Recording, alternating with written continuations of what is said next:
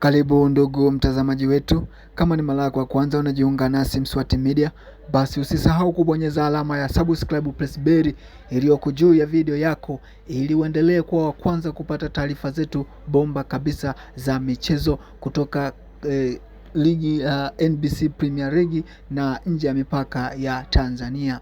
Basi leo tunakuangazia taarifa za usajili zilizotufikia. Moja ya sajili kubwa tatu, basi moja hii ni leo ambao nakwenda kukupa ni usajili wa beki wa kati wa Stade Malien ya nchini Mali. Mchezaji huyo anaitwa Ismaila Simpara ambaye anatajwa kujiunga na wekundu wa Msimbazi Simba katika msimu huu wa dirisha dogo la usajili.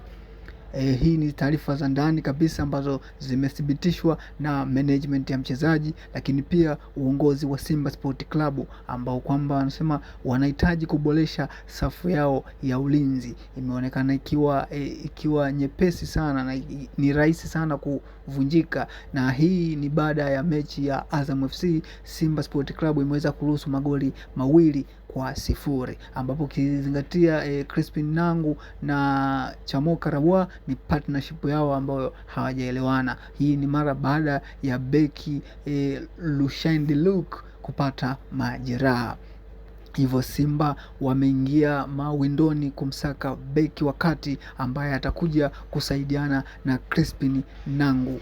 Basi kupitia hilo na kupitia kwa vyombo vya habari vya nchini Mali vinathibitisha kwamba Ismaila Simpara tayari yupo kwenye rada za wekundu wa Msimbazi Simba kuona uwezekano wa kumsajili katika dirisha hili dogo la usajili. Mchezaji huyo Ismaila Simpala ni mchezaji raia wa Mali ambaye umri wake na umri wa miaka 27, lakini ana uwezo wa kucheza beki wa kati.